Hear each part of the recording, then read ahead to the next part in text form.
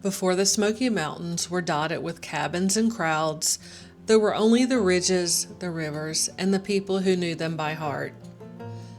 This is the true story of Wiley Oakley, a mountain guide, a storyteller, and a man known as the Roamin Man of the Smokies. He didn't just walk these hills, he belonged to them. Wiley was born in 1885 in a rough-hewn cabin near what's now Mount LeConte. His family, like many in the Smokies, lived off the land, planting by the signs, hunting game, and foraging herbs. When Wiley was just a boy, he lost his mother. Some say he wandered the woods searching for her, but in time he found peace in the stillness and purpose in the paths that twisted throughout the forest. He wasn't just roaming anymore, he was learning. Wiley learned to track deer, to recognize bird calls, and to read the shape of a shadow on a trail. The Smokies were his school, his chapel, his home.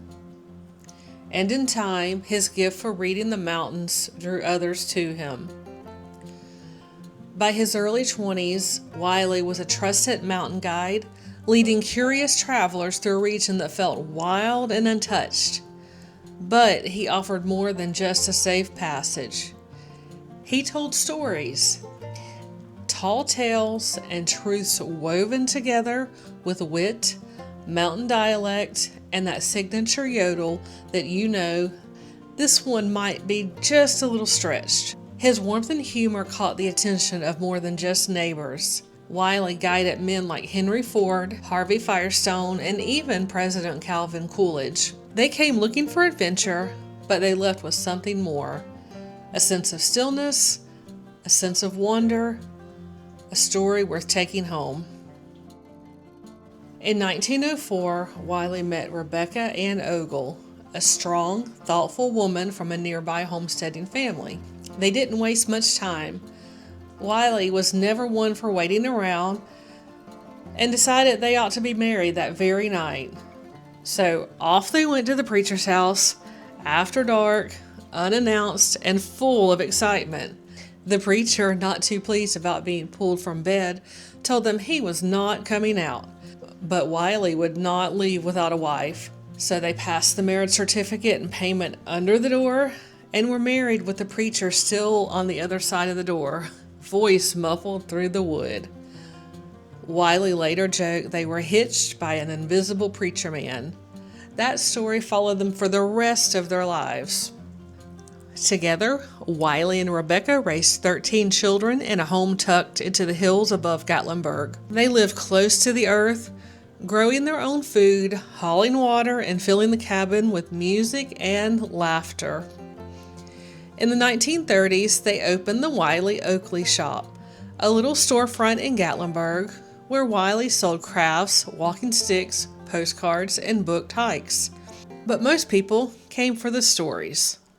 Wiley would greet them with that grin and say, "Well now, if you've come to see the mountains, let them speak to you slow." Wiley wasn't just a guide or shopkeeper. He became a voice for the Smokies during a time where the region was changing. As the push to create the Great Smoky Mountains National Park gained momentum, Wiley used his platform to promote the cause.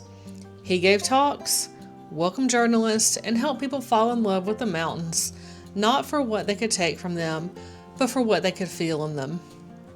He also published a book called Roaming and Resting, filled with mountain sayings, poems, and stories that captured the heart of the Appalachian life. By the time Wiley passed in 1954, he had become more than a guide. He was a living chapter of Smoky Mountain history. Today, his voice still lingers in the mountains.